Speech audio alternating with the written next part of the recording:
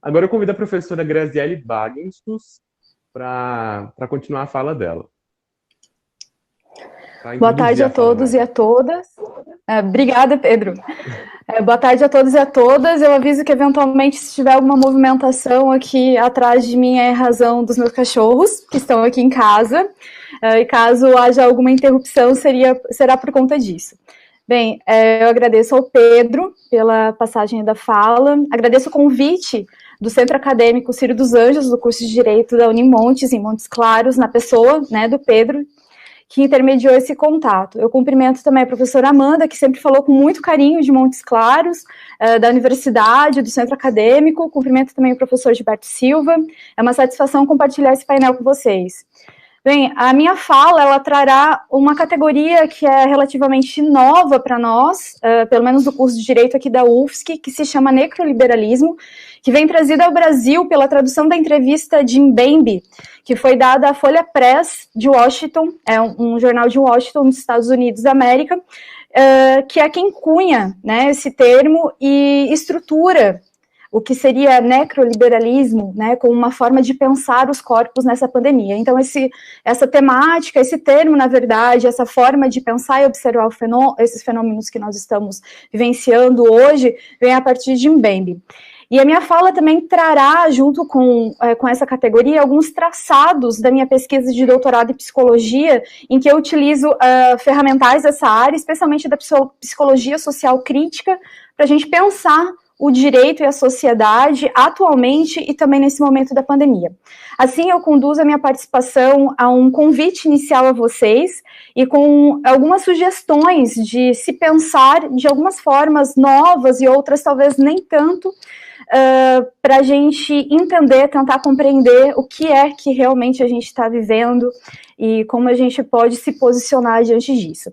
Então, bem, o meu convite inicialmente para vocês é para que a gente deixe, principalmente nós do direito, deixemos um pouco de lado algumas concepções que elas são fictas acerca da estruturação do Estado, da justificação do direito e da sociedade, assim como a gente conhece no ensino tradicional os contratualistas. Rousseau, Locke, Hobbes são personagens teóricos importantes para nós pensarmos, mas a minha sugestão é que a gente deixe de lado um pouco essas concepções que são ficções teóricas desses pensadores, para que a gente possa entender uma materialidade que aqui eu passo para vocês. Para que a gente possa entender dessa materialidade esses processos estruturais de Estado e de sociedade que eu vou mencionar adiante. Seria aproximar o que Michel Foucault já chamou de genealogia. Então, isso seria uma proposta, um convite que eu estou fazendo a vocês para a gente pensar o início desse Estado, do Estado moderno que nós vivemos, não, né, a partir dessas concepções contratualistas, mas pautado nesse ideário a partir das revoluções, tanto a francesa, a norte-americana e a haitiana, como um projeto de humanidade que se coloca como universal, como liberal, mas que defendia na materialidade a escravidão, a consolidação de um relacionamento heteronormativo entre pessoas brancas e que acaba respingando em nós não só por uma estruturação do Estado e da sociedade que nós temos agora, mas que a gente verifica também os reflexos nas nossas normas jurídicas, como exemplo do Código Civil de 1916, que colocava aí indígenas, mulheres, como pessoas incapazes, né? Então, esse convite que eu faço para vocês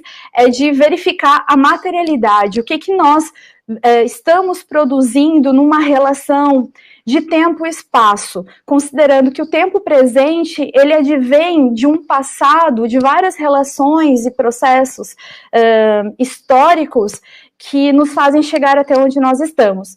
E não só processos que nós verificamos numa materialidade, mas também processos que têm inerentemente vinculados em si um determinado sentido. Então, um sentido em que nós vivemos. Esse estado que começa... Estado moderno que se estrutura na Europa, ele vem junto com o ideário capitalista, ele acaba trazendo essa concepção de como nós devemos nos organizar, de como nós devemos nos relacionar, que isso tem muito a ver com uma economia capitalista política, E esse sentido em que nós vivemos, ele, de uma certa forma, ele ignora outras produções de sentido, ignora relações que são imanentes, que são dessa materialidade, ignora também eventuais atravessamentos, características, marcadores sociais que nos diferenciam do outro. É importante nós nos pautarmos como um projeto, né, de concepção igualitária, de liberdade, de justiça, mas é preciso entender que nós, na nossa materialidade, na nossa corporalidade, nós somos diferentes. E essa diferença, pela teoria dos marcadores sociais da diferença, vai explicar porque estruturalmente, por conta desses processos históricos, nós nos colocamos, porque nós somos ativos nesse processo, em patamares diferentes, e nós nos tratamos de uma forma hierárquica diferente. Nessa ideia dessa produção de sentido de que nós temos, Deleuze vai trazer a expressão produção de subjetividade, né? Então, nós produzimos uma subjetividade que é aquilo que nos move e é como nós entendemos o mundo a partir do que é nos organizado, a partir também do que é nos colocado.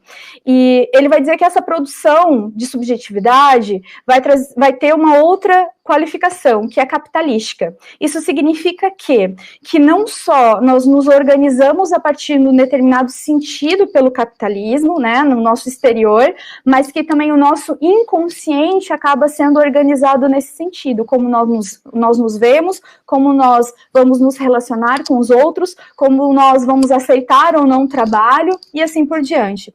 Em Foucault, a gente pode pensar esse sentido que nós damos a nós e as coisas ao nosso redor, a organização disso, como uma biopolítica, né, de uma forma bem simples, que é o instrumento de regulamentação da vida e da posição e do nosso valor, dos nossos corpos em sociedade. Então, dentro dessa lógica capitalista, e nós todos estamos imersos nela, né, numa lógica capitalística, nesse termo utilizado por Deleuze, a gente dá algum sentido às nossas vidas. E isso, como eu comentei, acaba remontando a essa imposição em consolidação do Estado moderno vinculado a essa determinada lógica. E a gente pode pensar os nossos corpos a partir dessa lógica capitalista, não só os nossos corpos, mas pensar nossos corpos é também pensar as nossas relações, é também pensar os nossos afetos, é pensar os nossos desejos, é pensar o nosso projeto de vida, né? Afinal de contas, nós temos um projeto de vida a partir de determinado sentido, e isso é muito atravessado por essa lógica capitalística. Eu trouxe aqui só alguns apontamentos de como a gente pode pensar essa economia política capitalística, que advém dessa lógica, nessa ideia de reprodução, de produção, de consumo da própria vida. A gente chama isso também de economia política, né? Uma economia política, ela não vai só lidar com cifras ou com coisas, ela vai lidar também com uma verificação de como os corpos são alocados em determinados espaços e também a valoração desses corpos. Isso vai ser importante para depois eu trazer um Bembe e a categoria dele para a gente conversar. Bom, no que se refere à reprodução e consumo, né, de corpos, como esses corpos são consumidos, como esses corpos são lidos, são vistos, a gente pensa numa política de corpos, como de mulheres brancas, né? Eu trago aqui mulheres brancas porque a gente tem que as pessoas negras, tanto homens quanto mulheres, numa matriz europeia, dessa origem desse Estado moderno, essas pessoas não eram consideradas pessoas, elas eram animalizadas, elas eram desumanizadas. Tem uma professora, que é a Catícia Ribeiro, ela trabalha com epistemologia africana, e ela trabalha muito bem essa questão, explicando junto, trazendo consigo também a Sueli Carneiro, explicando que essa lógica, nesse imaginário de desumanização das pessoas, acaba induzindo nas relações, e por conta disso há esse processo de hierarquização nas relações sociais. Então, as mulheres brancas, né, nessa alocação de política de corpos, elas são pautadas por um ideal, né, um ideal moderno que é um ideal sexista, que vai defender a alocação dos corpos das mulheres em espaços domésticos, aí mulheres cis, nos espaços domésticos, vai defender também relacionamentos somente heteroafetivos e monogâmicos, e também numa esfera, se for uma esfera pública, salários a menor que os homens.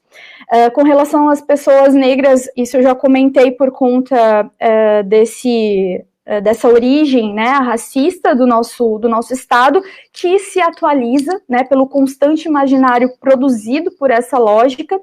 Da mesma forma, as pessoas indígenas, os povos originários que tiveram suas terras invadidas pelos colonizadores, que foram também escravizados, que também sofreram um genocídio, assim como a gente vê a atualização do genocídio hoje com a comunidade, com a população negra. As pessoas indígenas também sofrem esse racismo, por conta desse processo de produção de hierarquia de corpos e também por conta de uma imposição de que eles adentrem a essa lógica, que é uma lógica branca, que né, nós cunhamos como uma lógica branca eurocêntrica, que é essa lógica de alocação dos corpos, e também das pessoas que são dissidentes de gênero, aí não só as pessoas que sejam homossexuais, mas também pansexuais, bissexuais, as que se refiram à identidade de gênero como pessoas trans, as pessoas intersexo e assim por diante, porque representam exatamente esse questionamento, trazem, né, esse questionamento de uma lógica heterocis normativa branca. Em outro sentido, a gente pode pensar também essa reprodução, a produção e consumo de bens, que hoje a gente tem aí os processos descartáveis, se defende muito uma sustentabilidade, mas a gente continua, por exemplo, comprando o celular, que dependendo do valor ele não dura 2 anos, comprando notebooks que também não duram 2 anos, duram 1 ano, carros também, que não sei se vocês já perceberam, que você tem do máximo é de 5 anos de garantia. Após isso, com certeza o carro vai começar a dar algum problema, e existe, na verdade, uma área de conhecimento específica da engenharia que vai trabalhar para essa lógica do descarte. Então, essa lógica capitalista também vai trazer como nós vamos consumir esses bens. A questão da propriedade aqui a gente também pode questionar. Geralmente a propriedade ela é tida como um direito nato, né, um direito natural. A gente tem até um certo receio ao trazer, um certo arrepio, na verdade, ao trazer esse termo, e a gente pode questionar sim, porque é trazida exatamente por uma lógica capitalística a questão da propriedade, que nos traz, no momento atual, uma discussão sobre sobre a taxação, né, o imposto sobre as grandes fortunas, que muita gente está falando, mas a gente não vê algum movimento governamental efetivo para que isso aconteça. E nessa ideia de como pensar essa lógica capitalista, é importante a gente se colocar como sul global. Como sul global, né, muitas pessoas talvez não tenham exatamente, vou chamar de aterramento, essa noção da sua corporalidade. O aterramento e essa noção de corporalidade não é só você ter noção do seu próprio corpo. Eu, por exemplo, enquanto uma mulher branca, lésbica, mas é também ter noção do espaço geográfico, geopolítico em que você está inserido. Eu, por exemplo, né, sou brasileira, eu sou catarinense, estou inserida num sul global, e isso representa muito, porque isso vai me subjetivar de uma forma, num pensamento que vai ser diferente do norte global, e isso é importante para se pensar esse sentido que nós damos às coisas. Alguns autores decoloniais vão trazer a ideia da colonialidade, que é um reflexo, que é um sintoma do colonialismo que nós vivemos enquanto nós éramos colônia. Está vinculada a essa ideia de concentração na Europa, que acaba, na verdade, mudando o eixo para os Estados Unidos, de importância, de relevância, mas é sempre vinculada a uma ideia de que o melhor está lá fora. Então, uma ideia de si é melhor aquela que venha de fora. Então, o norte global pode falar muito bem de nós, ou pode nos xingar, ou, na verdade, é sempre o nosso exemplo de como nós vamos nos organizar. A gente pode pensar essa ideia, nessa discussão da pandemia, que os exemplos que nós tivemos de países bem-sucedidos, tanto em matérias jornalísticas, quanto em grupos de discussão, em grupos institucionalizados, esses exemplos não eram dos países latinos, eram sempre dos países do norte global. Então, isso vai representar uma ideia de colonialidade, uma colonialidade da mente. É uma colonialidade que se refere ao saber, ou seja, o que é produzido no norte global é sempre melhor do que é produzido no sul global, o que é um equívoco, né? A gente fica daí nessa ideia que a mente é colonizada, a ideia de que o norte global vai ser nossa referência de afeto, de moda, de comportamento, de viagem, de organização social, e também vai se referir a uma colonialidade de poder, né? Mas isso está muito mais vinculado a uma questão socioeconômica, na verdade, geopolítico, né, econômica, que esses centros decisórios do que acontece no mundo todo vão estar centralizados nesse norte global. Então, são essas perspectivas que vão dar uma base para nós pensarmos o necroliberalismo de Mbembe aqui no Brasil. Esse é um termo, então, como eu comentei inicialmente, que se populariza com essa entrevista do Mbembe, essa entrevista intitulada "Pandemia democratizou o poder de matar", em que ele vai defender que o coronavírus está mudando a nossa maneira com que nós pensamos o corpo humano.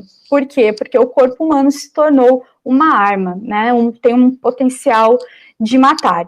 E ele vai dizer também que o sistema capitalista, ele é baseado na distribuição desigual de oportunidade, de viver e de morrer, e que essa lógica de sacrifício que se exige numa instituição pautada pelo capitalismo, sempre esteve no coração do que ele coloca como também uma mentalidade do capitalismo, que é o neoliberalismo, que, para ele, ali ele traz essa inserção, que nós deveríamos não abandonar, mas fazer esse aperfeiçoamento de que hoje nós não estamos vivendo um neoliberalismo, mas sim o necroliberalismo.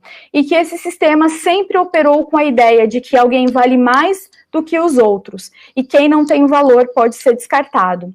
A gente pode pensar essas considerações no que se refere às relações trabalhistas, a gente pode pensar essas considerações também em quem tem acesso a plano de saúde nesse momento, em quem tem acesso a localidades que o SUS tem uma infraestrutura, mas também pensar no momento pré-pandêmico, em que a gente já verificava que determinadas comunidades periféricas não tinham o básico, como saneamento, como água. Então, nesse momento, como fazer uma higiene mínima para a prevenção do coronavírus. Então, ele pergunta, quais são os corpos que serão protegidos por uma postura estatal? E a sugestão é que vai depender qual é o sentido, né? Qual é o sentido que vai ser adotado por um determinado governo. Vai depender de qual sentido vai ser observado por um determinado governo para ele considerar os corpos de sua sociedade, né, as vidas de sua sociedade. E daí a gente traz para nós. No Brasil, desde o início, o governo federal ele foi contrário ao isolamento horizontal. Ele sempre falou no isolamento vertical, na verdade, antes foi falado em gripezinha, né, numa mitigação da gravidade do que nós já estávamos vivendo, e na defesa do isolamento vertical, já desconsiderando que as pessoas se relacionam entre si, né, que as pessoas isoladas, elas não iriam ficar plenamente isoladas, que elas compartilham ali com outras pessoas, e que o contágio aconteceria. O governo também chegou a falar em imunização de rebanho, né, quando a quantidade de pessoas imunes na sociedade é tão grande que acaba interrompendo esse ciclo de contágio, protegendo também os não serem imunizados, mas a gente nem sabe como é que funciona e se há ainda alguma imunidade para essa doença. A gente percebe que o grande empresariado sempre teve uma relevância, né, nesse governo, desde o início, mas de uma forma muito mais nítida com a pandemia, e que foi prioridade. A gente pode perceber isso com as MPs, né, que a professora Amanda comentou, que auxiliaram os empresários em uma reorganização para continuar suas atividades, mas não contou, né, o governo não contou, não apresentou ações efetivas para que os corpos dos trabalhadores tivessem acesso ao mínimo, que é o auxílio emergencial de um modo eficaz. Então, o INEM vai trazer que, para a alegação da necessidade de promoção de um bem-estar coletivo, os corpos eles vão ser regulados a partir de discursos. E eu trago para vocês o seguinte: pela alegação de proteção da economia como um bem-estar coletivo, os corpos são regulados a partir dos discursos discriminatórios em que estamos organizados. O desafio, já encerrando a minha fala, que lanço aqui para a gente, para todos nós, é que a gente reflita como nesse presente a gente pode recuperar, a gente pode nos recuperar de um passado tão violento, de nos protegermos dessa violência do nosso presente e de criarmos possibilidades de vida para agora, incluindo todas e todas, e considerando que muitos e muitas já não estão mais presentes, porque totalizam os mais de 40 mil mortos, né, por conta da pandemia, e há muitos corpos, há muitas vidas que não têm opção ou possibilidade de vida, pois eles precisam enfrentar o vírus, enfrentam a política, enfrentam esse negociado do patrão e arriscam a própria vida, a sua família e a sua comunidade para ter um mínimo de dignidade em sua subsistência. É isso, pessoal. Obrigada. A Frânio, da Unimontes, perguntou: o estado de exceção permanente em que vive a democracia brasileira se expressa, entre outras coisas, no genocídio da população negra.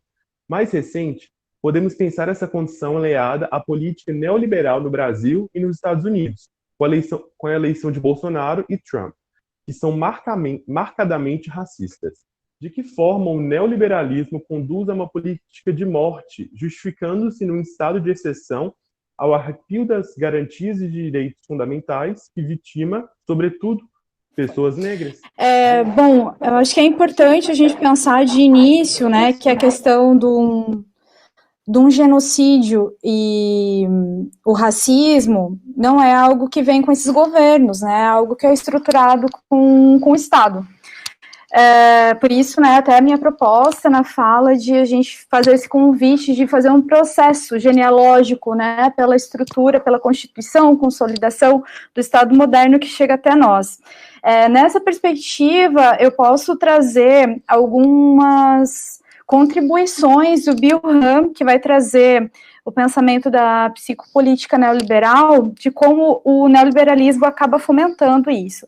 Ele vai dizer que, além dessas estruturas que nós temos de biopolítica e necropolítica, o neoliberalismo ainda traz essa subjetivação, né, das vidas, esse processo de conferir um sentido, ou um processo semiótico da vida, juntamente com uma ideia de dominação de si. Então, nessa perspectiva, o sujeito, as sujeitas não são só dominadas ou controladas, deixadas ou permitidas a morte a partir de uma dominação do Estado, externa, mas também a partir de técnicas de dominação que a própria pessoa aceitaria para ela. Então, como o professor Gilberto comentou, seria aquela ideia de aceitação de um pensamento meritocrático. Considerando que nenhum de nós, né, aí a gente tem aquela ideia também ficta do véu da ignorância, que se nós partirmos de um determinado ponto, que nós iríamos pretender num projeto político, a gente não vai partir de um determinado ponto a partir de critérios e balizas de igualdade a todos, né? E esse espaço metafísico de, se nós partirmos de um determinado local com condições para todos da mesma forma, ele não existe. Então, não tem por que a gente fazer considerações metafísicas, é importante a gente olhar para a materialidade. E nessa perspectiva que o Bill Hahn, muito apoiado em Foucault, vai trazer essa ideia de que acabamos sendo anestesiados por essa essa ideia de que todos somos iguais, aí pode fazer uma junção com a ideia, com o mito da democracia racial, como se a gente tivesse superado o racismo, como o professor bem comentou, não, ele se atualiza, né? E como se nós fôssemos todos iguais, e a partir de um determinado ponto de partida, todos nós tivéssemos condições de chegar a um determinado local, a alcançar seus sonhos. Então, esse processo neoliberal, ele, nesse ponto específico, que é o que mais me toca na minha pesquisa, nos meus estudos, esse neoliberalismo vai produzir essa ideia meritocrática, né, de como se todos estivessem a par de